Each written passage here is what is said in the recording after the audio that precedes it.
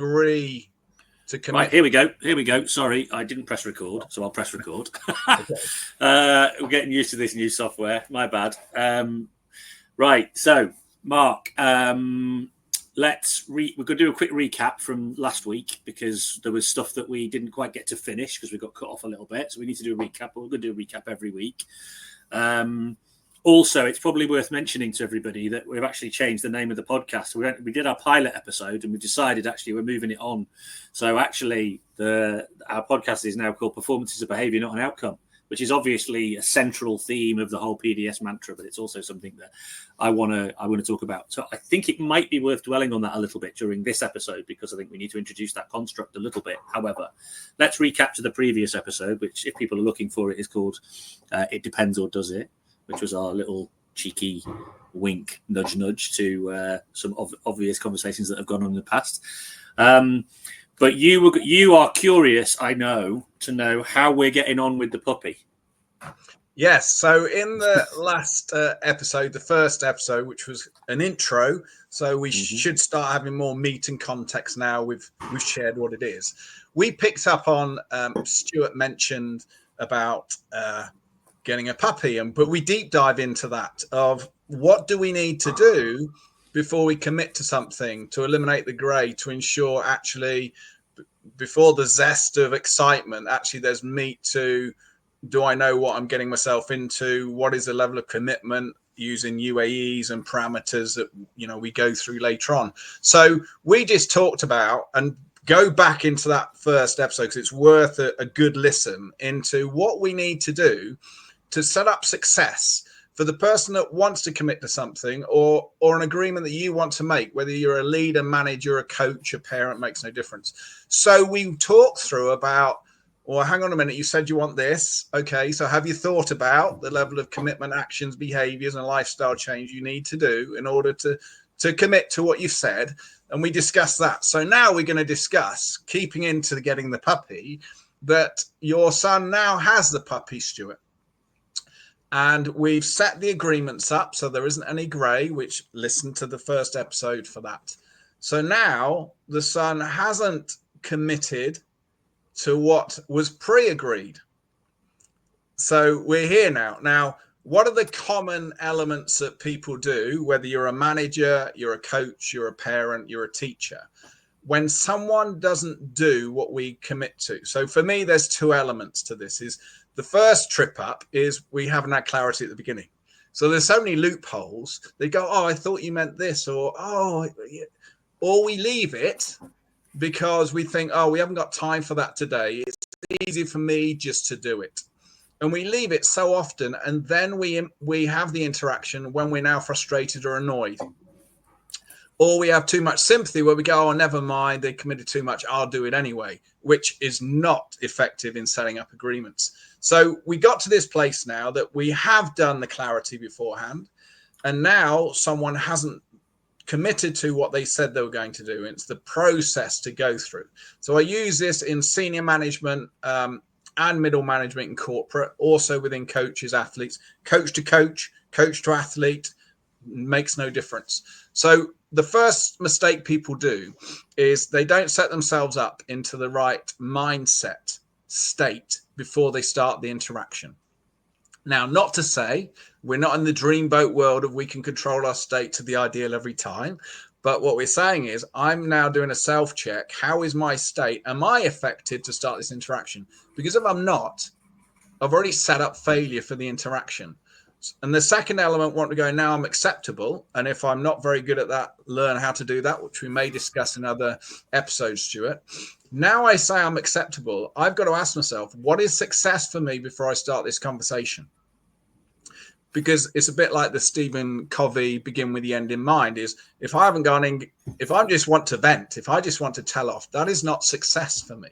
Success for me should be, if we use a scenario, I want to understand what prevented that person from committing to what they said and identify the source, then agree a strategy for success. But importantly, not to own the problem, to ensure they still own what they agreed to and they're involved in effective dialogue of the solution. me not to take over. This is so important, Stuart. So first interaction, what we must do is ask them, can you talk me through, and use any words that you feel are comfortable. Can you talk me through or remind me what we agreed? Or can you talk through what happened this morning? But do it in a calm, effective, inquisitive way, not doing it, I'm finding fault now. Now, the reason why I'm asking and not reminding is I want them to own it and I want them to communicate with me. The opposite, which I don't feel is effective, is remember you said, or you said you were going to. Now you can kind of get a nod back, or now we're starting a bit of a barrier conversation. Oh, I need to find an excuse. But if I put my inquisitive, can you just talk me through what you agreed, or talk me through what happened this morning, or remind me what we agreed on this, and give them space to answer. One, initially this will be very uncomfortable, but now they have to take responsibility. But they'll start to realize after you've gone through this the first time that this is not a telling off. This is not a fault finding. This is a finding out the reasons why and coming up with an effective solution. So that's the first bit, Stuart. Cool with that on just the clarity of those key steps? Yes. And obviously, we're using the case study of the acquisition of a pet as our mechanism to talk about this, because this didn't happen in real life in any way at all. You know, this is a completely made up fictitious scenario that hasn't got like ongoing consequences that I live with on a daily basis in any way. So now you've reminded me of our kind of like principles here. I'm reflecting a little around the point you said right at the start, which is not getting clarity of intention and not creating that pre-agreement around what was going to be, you know, kind of an acceptable, you know, kind of level of commitment to whatever it is we said we're going to do. So just to sort of broaden this a little bit, in any walk of life, as you quite rightly point out, you know, whether it's parenting or management or coaching or whatever, or coaching in management or whatever it might be, in any walk of life, I think this is probably one of the mistakes people make the most, which is not spending the time really working through what it is that person wants and then what they need to do in order to bring about that objective, whatever that objective is. And then really working through what the realities of what would be required, you know, in order to achieve that objective. And I think the realities are really important, because as you were describing this notion of, you know, when you start to understand the why, what were the barriers that prevented the individual from honoring their commitment? I'm going to use that phrase, honoring their commitment, because we're just a guide. We're a guide by the side. They're honoring their commitment, and we're reminding them of their commitment, you know, or we're helping them remember their commitment, if you like. But the process is that often I can imagine that individuals will come up with a whole load of reasons as to why that wasn't possible. Now, some of them may be beyond their control, in which case we can then bring them into the reality framing. We've got some new realities that we've got to deal with, and we'll build a new action plan around those realities to mitigate. But originally, because we'd done a bit of that, even if it was imaginary, we'd sort of created an imaginary reality, you know, of potential barriers to actually achieving the objective. That sometimes people call that a pre-mortem, almost, you know, kind of like pre-working out what might go wrong in order to create the reality. What you can do by doing that framing is, you know, you've to a certain extent, you've pre-identified the potential pitfalls. So that means then if somebody comes back and says, oh, well, this happened, you know, hang on a second, we actually worked on that. We thought that through, didn't we? We knew that wasn't like reality. Don't forget, we still put that back to them as a question. So this is the important element. It's very easy to take over, to remind them of what we discussed. What's critical is that we do not do that. What's critical is that we put it back on them. And this is the game changer. So you're absolutely right, Stuart. The fact, and please listen to that first episode. The point of what ifs, the point of permissions. So we're looking at the potential obstacles. We're looking, okay, what if this happens? What are we going to do? What are you going to do? But permissions is, if you don't, what are we agreeing? What can I say to you? What support do you need? Who do you need to share this with to make sure you get the support and challenge you need? So we're doing as much future proofing as we can. So now we get to the point is when we're asking, remind me what we agreed. If we use that language again, you can use whatever works for you and appropriate. And we give them the space to answer. Now, common elements to this. I have this all the time when I'm mentoring coaches and managers all around the world.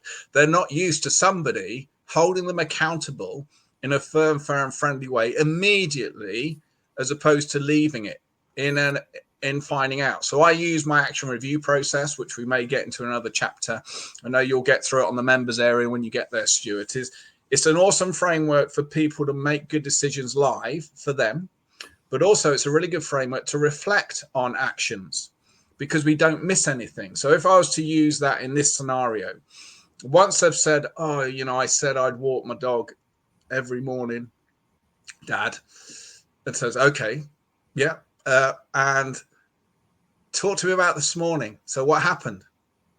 So we're not doing it in a challenge. You're telling off, finding, and they go, oh, yeah, the alarm went off and it was snooze. I was just tired and I just put my head down and I woke up again. And I was too late and I just had to grab and go to school. So that could be a common reason as an example in that context. That's going to be really common. So what we need to get to is what's the source. So we say, okay, so what time did you go to bed? So we're looking contextually as a mentor or the supporter. What time did you go to bed? Honestly, what time did you not lay in your bed looking at your phone? What time was your light off, your phone off, and your eyes were closed? And you go, oh, yeah, about 1 a.m. There was this really good thing. I was playing a game or speaking to Sarah. And you go, okay, so how many hours sleep did you get? Oh, 5. Yeah. And what have we worked out how many hours sleep you need? About 9. Okay, so is it a surprise why you woke up and you just wanted to go back to sleep again? So do we want that to happen continually?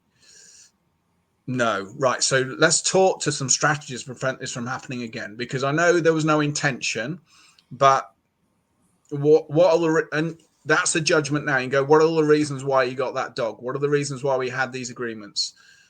If you want to choose to do that, then fine. If you think you don't need to, it says, okay, so let's talk about now a strategy to prevent this from happening again.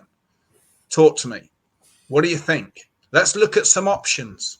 So what options have we got now to set up success? And get them to explore some options. And if they miss one, you go, well, how about this? So then when you've explored some options, says, right, well, which one's going to work for us? Which one can we commit to? Which one are we going to go for? And say, right, Dad, I'm going to go for, by 9 p.m., I'm going to start calming down on the internet, on the phone. And then at 10, I'm going to make sure my head's down, lights off, so I can get some sleep. Right. What help do you need with that? Any permissions? So if I see you on your phone still past 9, what can I say to you? Should we come up with a word? So the common word I always use, Stuart, for these type of things, pineapple, or, something that's just a fun word, but it's something we can say. But then the other element is who do you need to share that with to help you be successful? Oh, my sister, my mom, my girlfriend, because she's the one that's texting me. So to share with them the why you're doing it, great, because this is going to help. Brilliant. So remind me what we've agreed now. And then player last is they tell us. And we just clarify the what ifs and the permissions. And then we just fist punch, hand touch, says, great, we got this. And we're walking away with a positive solution that they have. Player last is they're the people, the person that's going to do it confirms what we've agreed last. We don't remind them. It's got to come from them. And we're just listening. Is that all the detail there? Is there specific? Did they miss something? Or what about this? What word did we use for the permissions? If they share all that, but they haven't shared who they're going to communicate with. So who do you need to communicate with? Mum, sister, and my girlfriend, because she's the one texting me. Great. When are you going to do that by? I'm going to do that by 5 p.m. today, Dad. Great. Right, we're on it. Bang. And it's done. And we're closing the loop. And everyone's walking away positive. Now, the second time you do that in any scenario, whether it's about the dog or not, the interaction is going to be a lot more powerful and effective because now they know this is a conversation of evaluation, reflection. This is not a telling off. Now, if it continues, now we've got to have that conversation to go, well, hang on a minute. We've agreed this, but you're still not committing to it. So what is it? Now we may need to have, and I've had it with a lot of coaches and senior managers where it may be uncomfortable to say, look, what you're doing now is you're saying you want to do it because it makes sense and it all makes sense to all of us. But what you're not doing is driving the discipline you need to commit to something when your mood is not with you in that moment, but the mood is with you now. And it's that discipline that you must commit to, even when you don't want to do it, even when there's a shortcut, even when you don't feel like it. That is the difference between success and failure. So we've got to be driving on this discipline to make the contextual change of change is not easy. How am I going to remind myself, whether it's a reminder on the phone, something you got on the wall, remember the why, remember what we've agreed, but it will always boil down to the discipline of committing to the action when you don't feel like it. And the more we do that, the better we build back to the mental resilience, Stuart, we speak about, back to the opposite of building that and not bullying, of getting people to understand this is transformational for my life. It may be me getting up to take my dog for a walk, but that's me choosing to take action on something I don't feel like in the time. And that's the difference between words to action. It's the difference between, we know that actually actions comes before motivation. So we've seen enough, and I've experienced it with so many people, that when you don't feel like something, set a simple task to complete, have the discipline to complete it, and the chemicals and reaction you get from that will stimulate motivation. So don't wait for motivation. Drive the discipline of action that will stimulate a mini bit of motivation. That then you take it to the next step. So as an overview, Stuart, is there anything to unpick there or anything resonates in that? Two things occurred to me that I'd be curious to hear from you on, which is, so firstly, that process is obviously relatively simple and relatively quick. But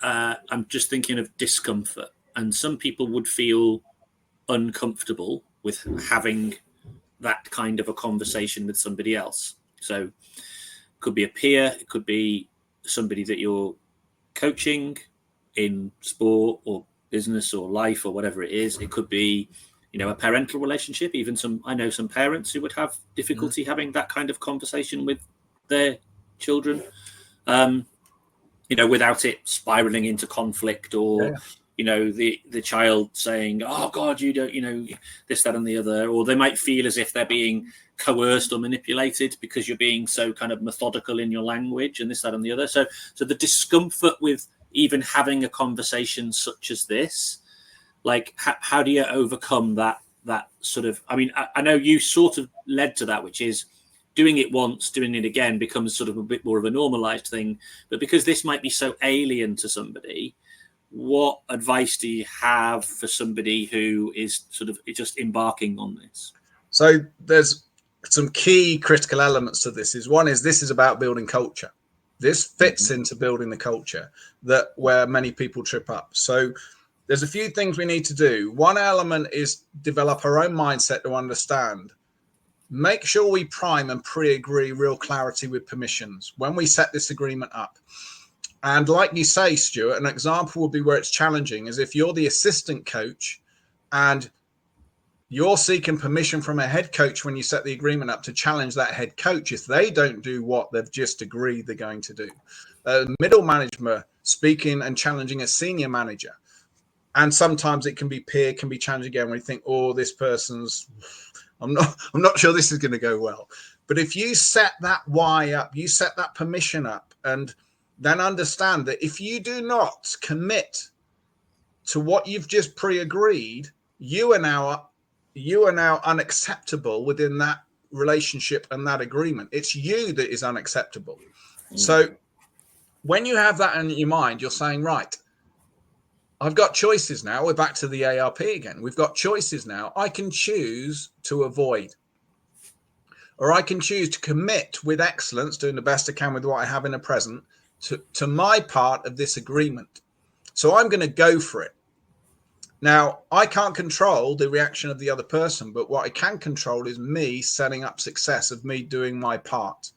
Now, the other element before that is when you agree these, let everybody know, whether it's in a family or within a business, within a sport, makes no context in education. Let everybody know, look, if we agree things, the only way, unless it's something really easy, like, oh, you can eat 2 donuts instead of 1, you know, and they like donuts, that kind of thing. But if it's a change that goes, this is going to be different to what I'm used to doing. This is going to be a level of, I've got to now consciously make a change that I may not feel I have time for or want to in the moment.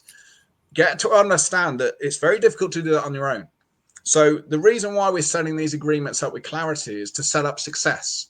So we know we regress. Who doesn't regress? Everyone regresses at some point, especially with something new. Not through intention. It's just we're human beings, right? We're not robots.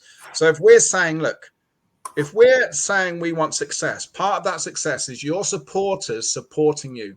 Support doesn't always mean an arm around the shoulder. Support often means holding you accountable in a supportive way to what you agreed and honoring what you said, the permission you gave me and asked me to do in these moments. That's the what ifs and the permissions. I do something that linked at this, Stuart, with players and athletes in a team. So often with the rule of 2, which again we may talk about another time, is that peer challenge and support. So what we do often, even though we share it and everyone sits in a room or we're on the pitch or the corner, oh, this is all great at any age, often people won't do it because they think that person's just going to tell me to get lost in the moment when they're not in a good place. So one of the tools I use is, and it's a good idea to use with any of these with people, adults of any age, is once we've agreed it, we buddy people up or in 2s and 3s, and we know whether you're on a pitch or a court or in a department, you're the people that are most likely to interact and support and challenge each other on these pre-agreements. So all you say is, imagine I'm Sarah and I've said, look, my work on to everyone is such and such. Here's the permissions agrees. If I don't do this, this is what you can say to me. And I say that to Julie, for example. In these moments, I say to Julie, I want you to follow through on your part, even if I don't feel like I'm giving you permission to do that. And say it directly, clarity, so there's no grey. What that often does, it opens the door for that person. Oh, she said she wants me to do that in these moments. Okay, well, I'm going to go for it. Now, here's the important part.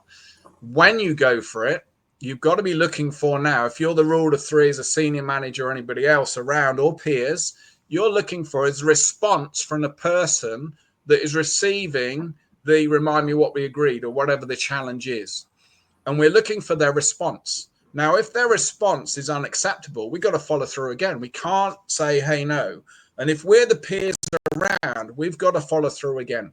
Now, if that's heated and it just goes nowhere and we go, right, okay, we move on, we always close the loop. So we always, whether it's an hour later, half an hour later, a day later, the first opportunity when we're in a more calm state, we have to close the loop. We have to go back to that person and say, let's just talk about what happened yesterday or that morning. And let's go through to understand what prevented us being successful and what we pre-agreed. So now we're having that conversation again, using the same framework about what just happened and how can we make that more successful. Now, then we close the loop again. So we're always closing the loop, but we're doing it in a relentless and patient way, support. Now, it may be, not always, but it may be back to we spoke about in the previous chat, is we set up expectations that are too high for that person or people within their capability. I'll definitely be able to accept feedback in this moment or be challenged by this person to anybody. But actually in a moment, they've never accepted feedback when they've been in that state. They've never accepted anything from this particular person because they just don't like them. They think they're beneath them. So maybe it's a step too far for them at this point. But by closing that loop, and sometimes I've had coaches where they need to pull players in and they manage that, and same with managers. We're saying, okay, well, we can do better next time. So let's learn from it and let's agree and let's follow through again. So we don't give up on it. This is the important thing. We close a loop, we do it in the same process, and we commit again. And that's when we see the change. And this is where, for me, this is one of the elements that builds culture. And this is why building culture is very uncomfortable, very ugly at times, can be smooth. But these are the key critical elements not many people talk about that can make and break the type of environment you want to build. Now, this is something I think I wanted to. This was the other part of the kind of reflection or thing that I observed was, I think it's John Amici said, or I've definitely heard him say, that culture is the aggregation of behaviours that you're prepared to tolerate. Now, and he talks a lot about the fact that, if you tolerate certain things, then that will basically become your culture. So if you don't want that to become your culture, then you shouldn't tolerate it. But this point of, and I think this is a nice sort of segue into talking a little bit about performances of behaviour, not outcome. So if culture is downstream from behaviour, or essentially is an aggregation of behaviours, and we know then that that if we want performance behaviours leading then hopefully to outcomes that we're not always in control of, but that's what we're trying to achieve, right? We build a culture through behaviours leading to performance, leading to outcomes. The issue though is, how does somebody spot when they're the problem? So, for example, if I've been given, if I, and this is again comes back to this point of ownership, right? So you've got the individual on their developmental journey. We're actually pre-agreeing with them, saying, I need you to give me your permission that you want me to intervene when I observe you going in a direction that's different from the one that we've agreed, and to use a word like pineapple or whatever word we decide to use. As that kind of very quick, almost like hot review, to use language we've used before, but very quickly to remind the individual, hang on a second, I've just got to catch myself a little bit here. But what happens if you're the problem because of your discomfort with this commitment that they're honouring their commitment and you're honouring your commitment to guide them. But if you don't honour your commitment because you feel a bit of an ick, or you forget, for example, to stay with them, and this is again, personal experience, it's just a bit easier not to, because, so there is a contract, like a social contract in place here around, we've agreed, we've agreed that you want me to help you.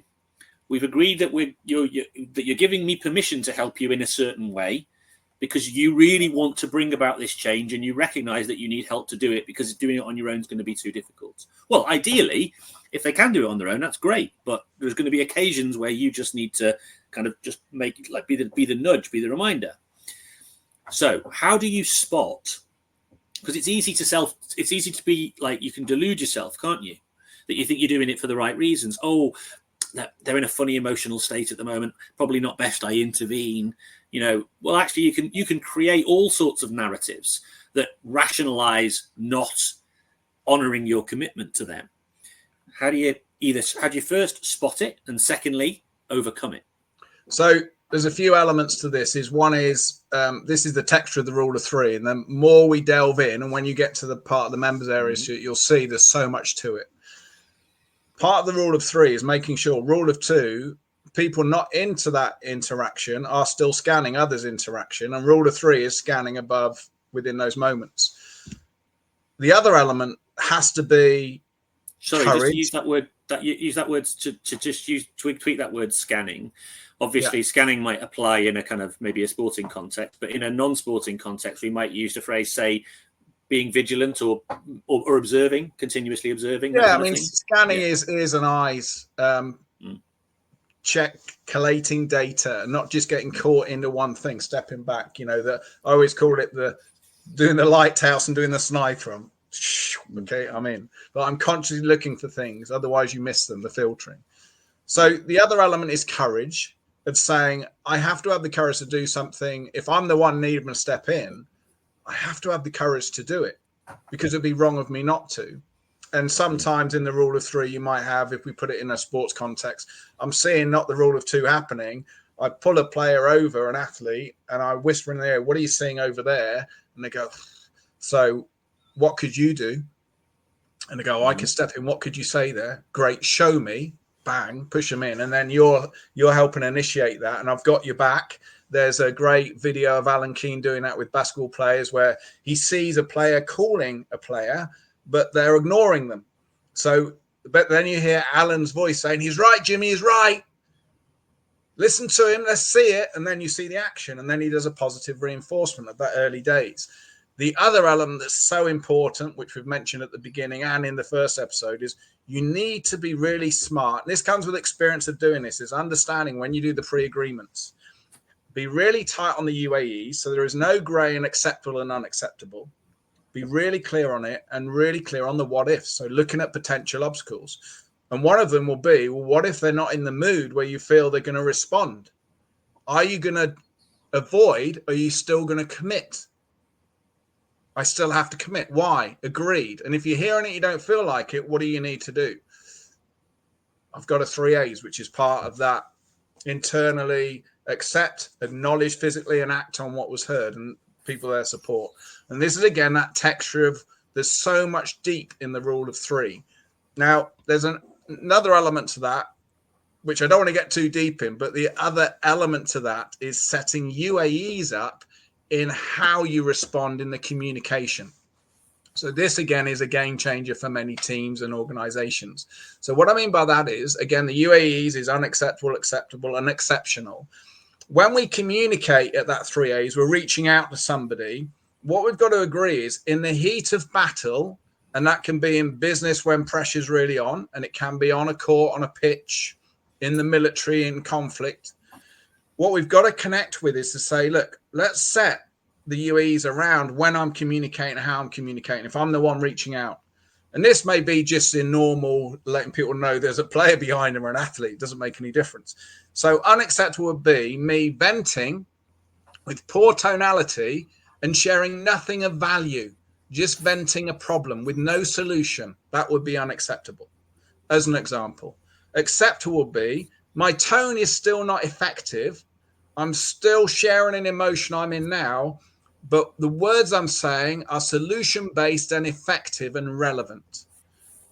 That would be acceptable. Exceptional would be I'm adjusting my tone and how I'm communicating, as well as the content of the information is effective and solution-based.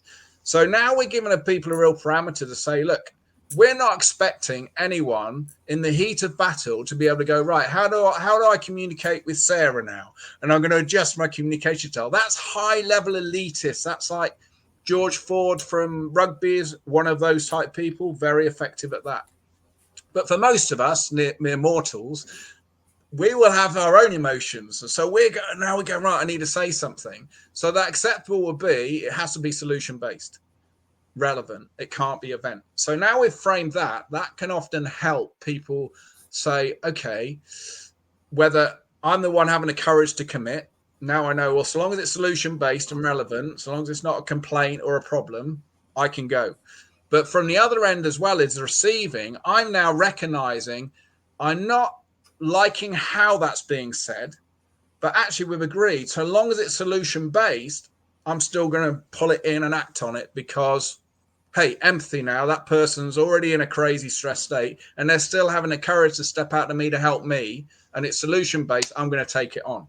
So now we're making it real. Warts and all, we're putting a robust framework in place. So there I would say, were the key elements. Oh, I mean, there's an awful lot to unpick there. Yes. Like we did say that we could spend 6 hours talking about one element.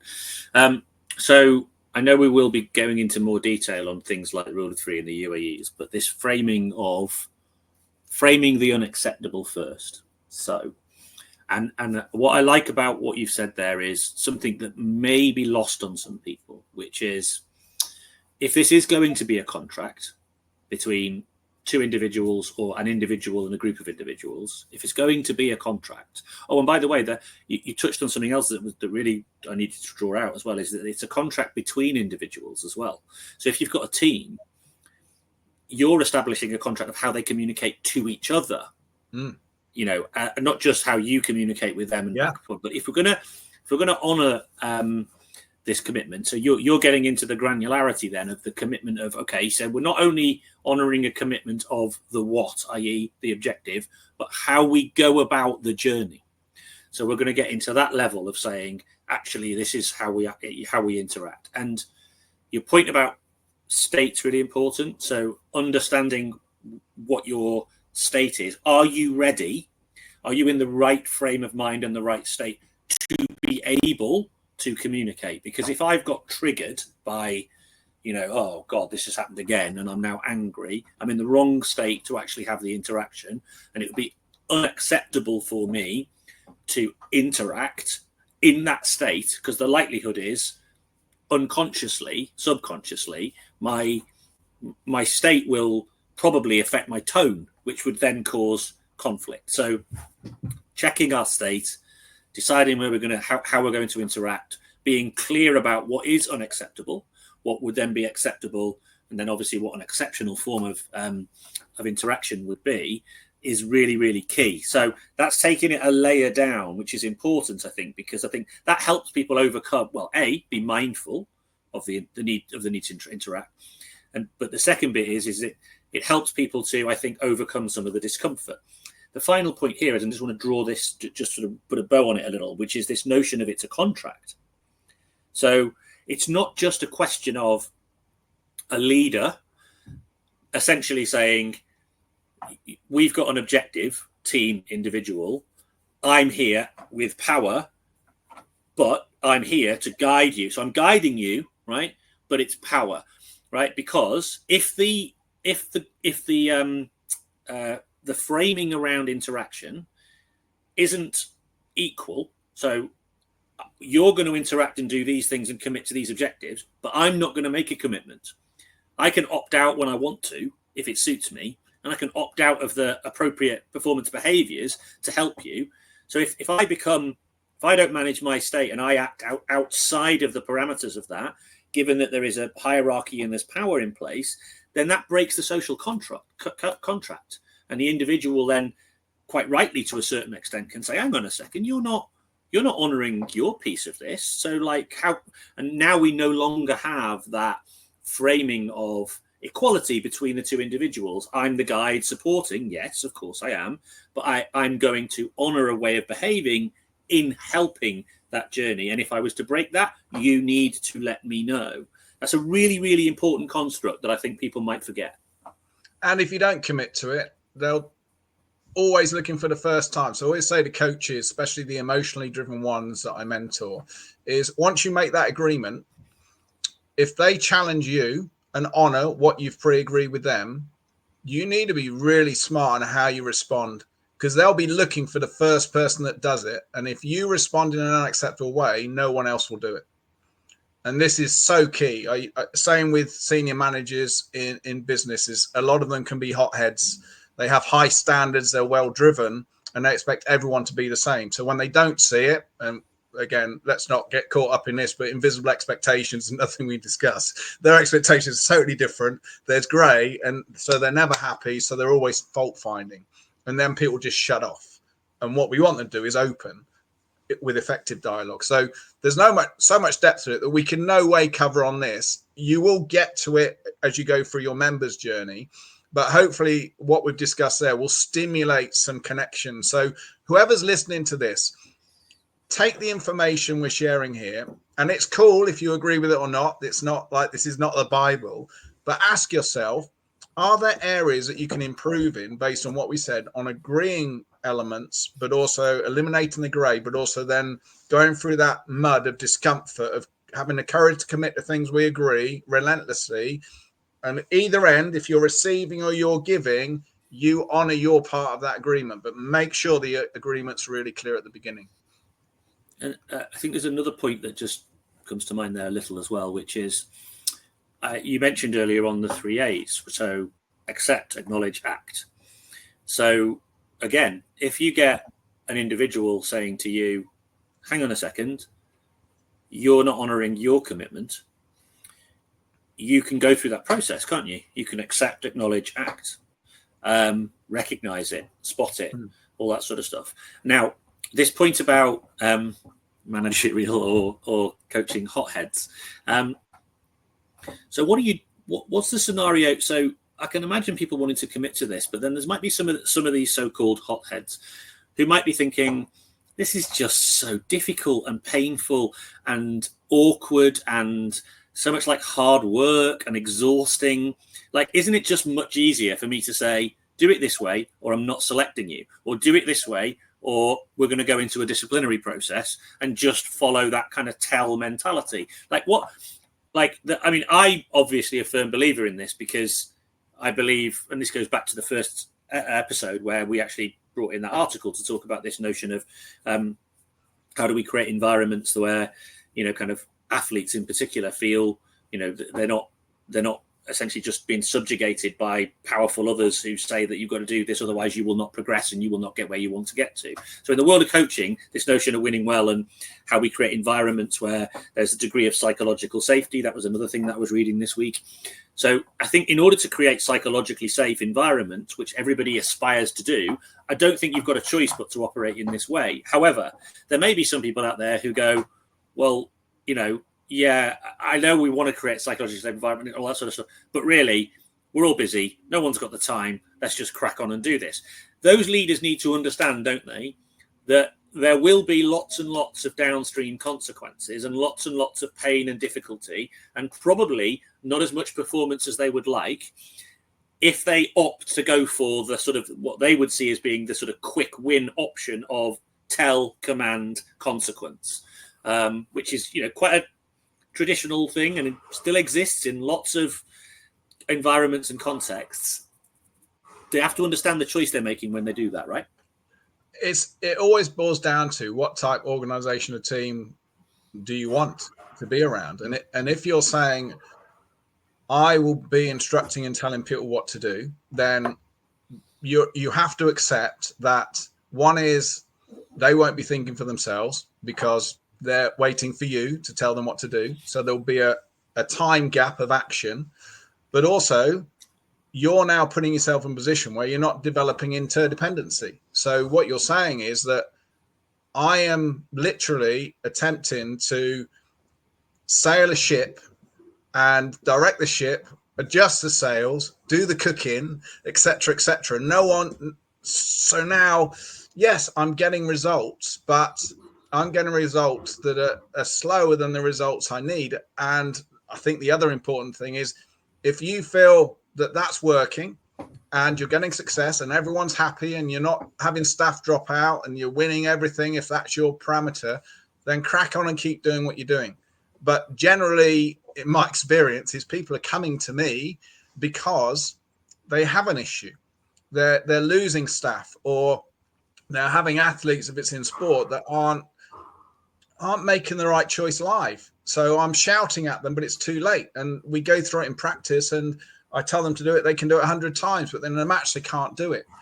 And coaches are understanding, well, why is that? And this is why, Stuart, I always get people to put a video on themselves, a camera, or even in the corporate, let's record meetings, let's listen back to it, to develop self-awareness, to think how you're interacting with people. How effective is it really? Let's find out. Watch yourself back, listen to yourself, but then back to what type team do you want to build? And if what you're doing and how you're doing it, and the video can often help that self-awareness, is not aligned to the team you want to do, then what changes do you need to make, and what changes need to ripple through the whole organization? Now we can start an interaction. So it's always based on, if you're totally happy and you're believing you're getting success and everyone's staying with you and everyone's happy, then yeah, don't change. But if you're not happy, then let's identify the source and let's start investing in change. And we're back to, well, if there's change, it's going to be uncomfortable. So you've reminded me actually of a leader I worked for who was really interesting, actually. You'd never ever suggest that this individual was in any way a bully. They're really quite nice human being, very permissive. So would often, I think they thought they were being quite facilitative by allowing the team to sort of come up with and create their own ideas and all those sorts of things, which sometimes was useful but not always helpful, because sometimes you need to be able to agree on a course of action. So there's times where you'd have spend a lot of time talking, but you wouldn't really get to an agreed course of action that everyone was going to commit to. So that was a bit of a challenge. But what you'd see sometimes was, so they'd go from being really quite permissive, but also facilitative, and you could really see that they were working on this, and they were trying to be very facilitative, and they would like agree stuff and ask a lot of questions. But then under pressure or stress, or when something went wrong, there would be a different side that would come out. It was quite it was quite, I wouldn't say aggressive, but there was definitely a sharpness in the communication, whether it was written via email or it was through a face-to-face thing. And that then makes you feel uneasy, because although this person is, really quite nice, they're not consistent. And, they're not staying with their model. And as much as they might be a nice person, it makes you then feel as if you don't know how to act. So then you begin to check yourself, and you're guarded in your communications because you're worried about how that's going to be perceived. So it's really interesting that we're not just talking about people who are authoritative or hotheads or aggressive. These behavioral traits can manifest in lots of different ways, and they stem from inconsistency. So if somebody makes a commitment to this way of being, both parties are making a commitment, and honoring that commitment is going to be challenging, but something that is going to be really quite beneficial going down the track, because we will see changes of behavior, we will build culture, we will drive performance, leading to outcome. And that's back to understanding that there will be times when the direct instruction is required. Sure. Safety is a great example of that. Or no one knows, right, guys, we're going this way. You're on a moor, the mud's coming in, there's a cliff on your right, we're going left, okay, follow me. But we can't rely on that, because otherwise, as you say in business, we're going to be thinking, right, I don't want to make a decision because the boss is not in a good mood, and the boss will just find fault. So I'll just ask the boss, what do you want me to do? So now I'm a time pirate for the boss, and the boss is thinking, well, why can't you do that yourself? But the staff member or whoever it is thinking, well, I would do it myself, but you just slate anything I do when you're in this mood, so I'm not going to do it. So now we're building micromanagement. And I think also the other element is, and it goes back to something we mentioned off, Stuart, is judgment, is that influences of judgment in the moment. And that is a craft in itself, is understanding there's some real influences that can negatively impact your judgment, or you're not actually having conscious judgment. You're just automated going to this element, this way of communicating or thinking or doing. Your filters are down. Common with sports coaches, some of them is they're caught up on an outcome or a score line, and all of a sudden now they're losing it, or a referee or an umpire decision, they're losing it. They're no longer in a good state, an effective one. They're no longer scanning. They're no looking for, okay, where's the source? Right, what are my intervention options here? Right, I'm going to choose this one. They're just going off on one. So that judgment of, if I'm at a point where I'm now asking myself, what are the options here? What's my best judgment linked in to have any effect I need, not just shout and vent or tell them the solution, which is not going to be helpful for the next 10 seconds, then I'm in a good place. If I'm not doing that, then this is where judgment becomes quite poor, because it's not really judgment. It's just an emotional based reaction. Yeah, I mean, that's really important, actually. And again, this is the point about awareness of state. The other thing that just occurred to me there about this notion of judgment is it's much easier, actually, to make it to. So, again, permissions, you talked about permissions at the start here. So, again, you would pre-agree, wouldn't you, that, right, generally speaking, we are going to co-create the solution here. So something novel might happen, and we've got to make a decision live in the moment, or we're going to make a decision relatively rapidly based on imperfect information. Now, you might have a situation where you've got a group of people and they've got different opinions. So the permission structure is that fundamentally we will have a conversation about the decision, that the various options that are available to us. We'll look into those and all that sort of stuff. If we can't reach agreement, then you all agree that I'll probably have to make the call. That's leadership. As opposed to going around the houses, letting people talk and never actually getting to the whole point of actually a key decision. and then actually getting people to say, like, but once we've made that, once we've had a conversation, if some people disagree with this particular course of action, we're not going to then moan and whinge about the fact that we've taken this course of action. We're just going to commit to it, and that's the thing that we have to honour together. And I think, again, that's that sort of point that, like, people don't sort of grasp when it comes to things like, you know, kind of judgments. What we're doing is we're creating an architecture, an interaction architecture around a group of individuals or between one-to-one, which basically decides how are we going to define. So, for example, you might get an athlete to say, I actually want you to determine the best course of action. I've fully invested in it. I'm fully committed. I'm fully involved. We've co-created. We've explored the possibilities. But on this occasion, I actually want you to determine the best course of action. I'm happy to do that. That's very, very different. And I actually think, you know, kind of it doesn't happen very often, where the individuals, you know, are actually actively requesting that the guide or the coach, leader, manager, whatever, parent determines the course of action given the range of possible options. I think that there's two angles to that, Stuart, because one of the negatives to that is, and I see it unfortunately too often in sport and business, is athletes from, let's look at athletes first, then business. Athletes from a young age have had coaches that just tell them what to do and where to stand. So their comfort zone is, in a match, just tell me what to do, coach. I like that. I'm comfy there because I can't muck up, because if you tell me what to do and it doesn't work, I've done what you wanted me to do, coach. If I'm making a decision, it doesn't work, oh, it's on me now. So part of the work I do with teams is to break that down and say, look, there will be times when coach is seeing something you don't, and the coach may go, right, we're switching to man on because but we know what to do in those moments. But what we don't want you to do is second guess, what does coach want me to do now? And that's why we need to, whether it's in business, whether it's in sport, we need to drive that level of build the pressure load in the decision making in practice. We can't wait for matches, because we need to build that mental resilience, that tenacious confidence in good judgment, committing, like you say, to a choice, but understanding the permissions is, if there's disagreements in midfield, when Jim is on, Jim is making a final call. So we don't have those disagreements, but then we can watch it back, cold reviewing it after a hot review to say, right, in these moments, right call, or based on the options, what would have been the right choice? And now we're getting them to understand and learning, then we take it back. And it's the same with business to say, look, departments often in business have conflict where they're receiving data, passing data. There are conflicts within departments. And sometimes then you get managers of departments that are protecting their department.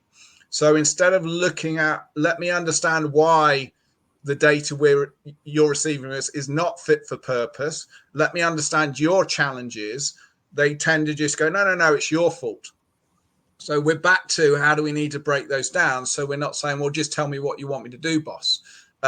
It's their fault, isn't it? So we get this blame culture. So this is where we've got to say, in business, you don't actually have departments. You have pods all working together. So although it's a department, no, we're still in the same business. We still have the same goal. So when we have people that say, just tell me what you want me to do, in that moment, I'm thinking now based on need-centered. It might take a few weeks or a month to get you confident and competent in making that decision for yourself and not asking me. I could give you the answer now, which will give us the quick response solution we want. But in 4 weeks' time, you'll still be asking me that same question. So now your time power to me. And actually, I haven't employed you to rely on me for that. You need to be able to do that. There will be other things you may rely on me to make sure, big picture, big decisions. But for those decisions, no, these are yours. But let me upskill you so you can make those without needing to check with me.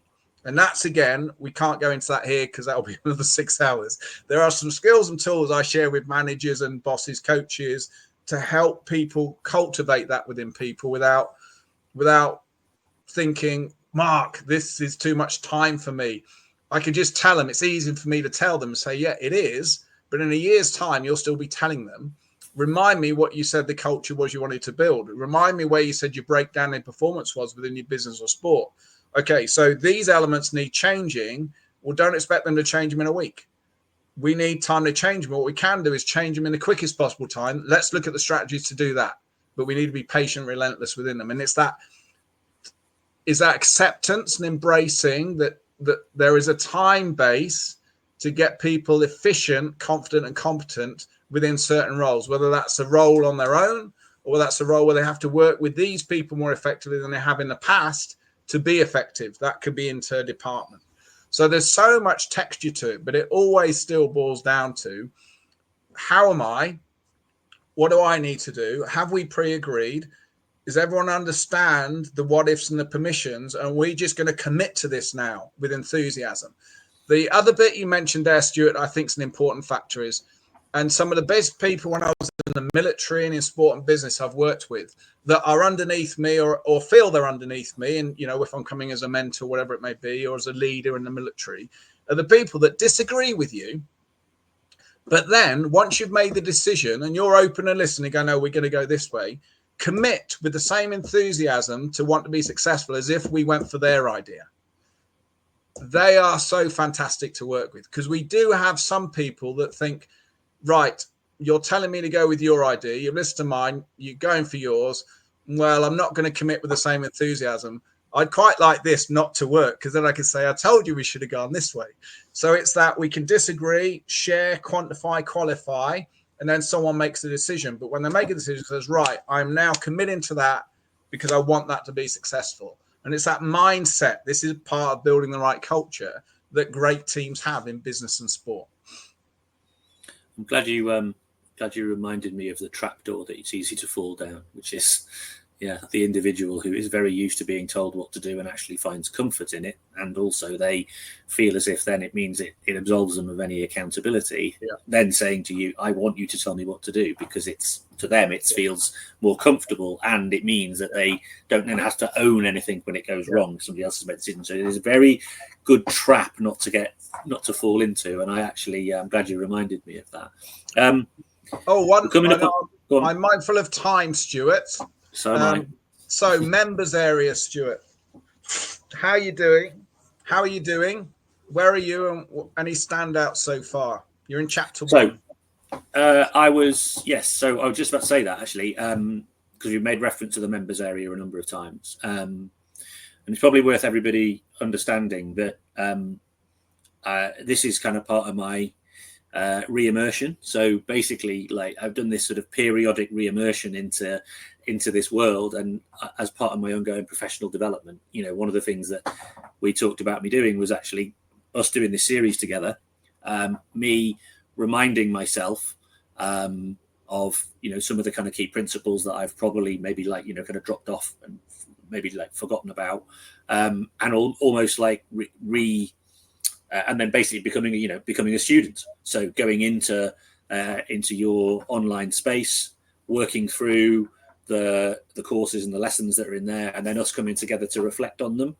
The one that I'm really interested in at the moment is, and this is probably a teaser for the next session, the next conversation we have, is some of the areas around methodology, particularly from a coaching standpoint, sports coaching, but also there'll probably be applications from business context as well, which is about, for example, which approaches you take, how you utilize those approaches. So in the world of sport, constraints-led, ecological approach, more, kind of more autocratic, didactic approaches, coach-led, this, that, and the other. When is it appropriate, and all that sort of stuff. So I'm working through that at the moment and digging into that, and digging into the sort of the sort of efficacy of. And I've got some questions I think I need unraveling around how some of that sort of maps together, kind of conceptually, theoretically, and all those sorts of areas.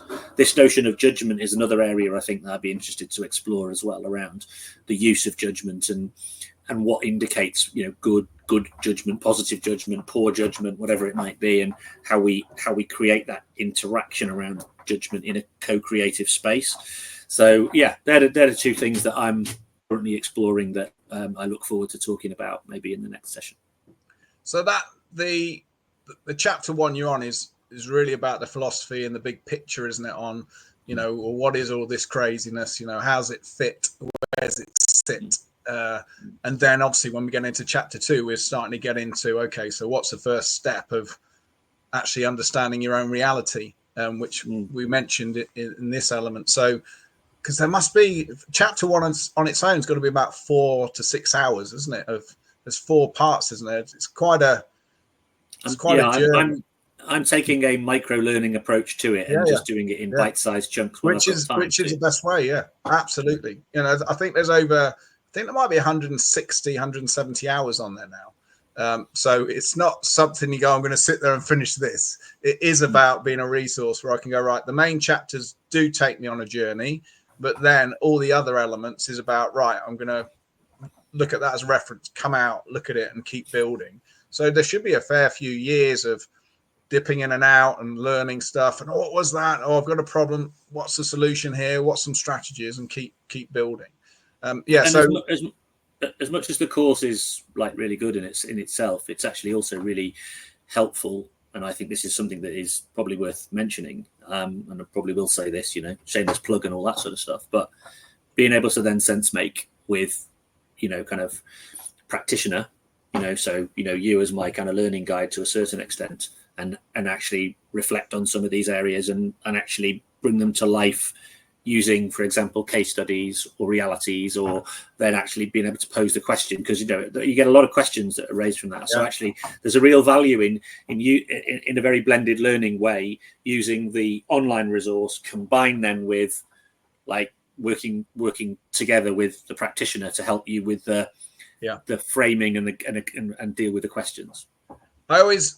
That's why I was so put off many years ago from building an online resource, because we know the challenge with it. However great it can be, it's never going to be as effective as having someone live that knows it inside out, can go, okay, quantify this. Okay, how's it fit here? Have you thought about this?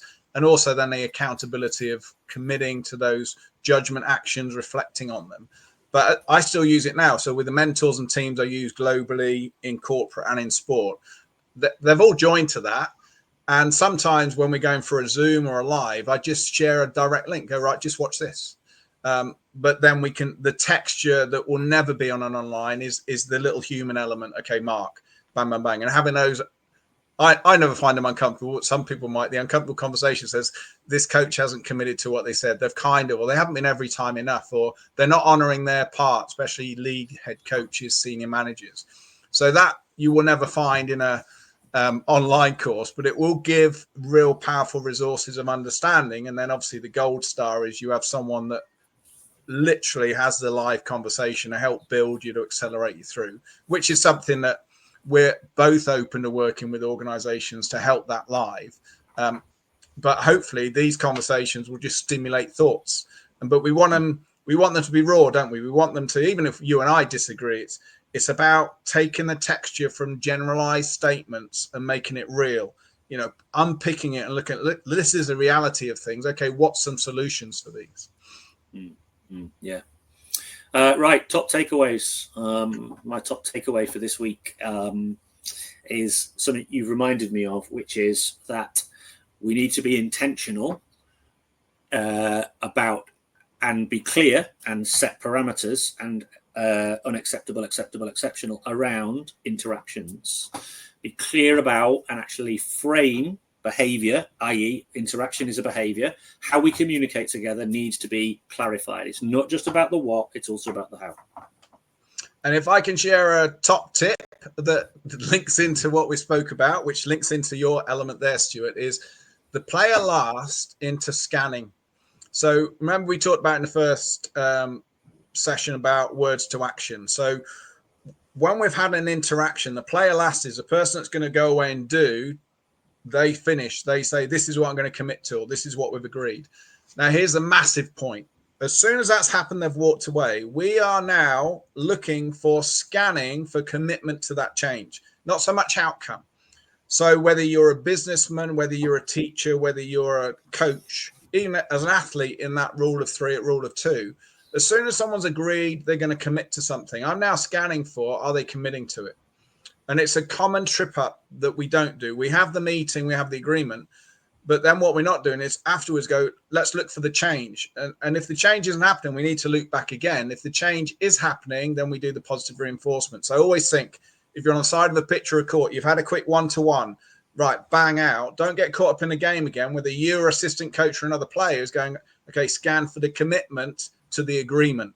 And then you're either positive reinforcement or you've got to be another loop. because otherwise it's just words without action. And for me, if everyone just committed to that this week, I'd be really interested in if you're seeing any elements go, actually, they're not committing to the agreement. And then we have another meeting and people say things, but where's the commitment? So we can talk in other chats, Stuart, about how in corporate I make sure that when they have meetings, there's a connection from previous meetings and there's maximal engagement to make sure we're on a journey for change. They're not just separate pods. Yeah, review. Yeah, okay, that'd be good. Okay, looking forward to that. Right, Mark. Been a good lunch and learn. I'm looking for last one, Stuart, we haven't mentioned. We'll share it on the next one. We've set up a discount code for anyone that listens to these for the members area. So we will share it verbally in the next recording. So you have to listen to the recording to get the code. And I'll might put it in the show notes as well afterwards. Yes, great. All right. Thank you, Mark. See you for our next recording.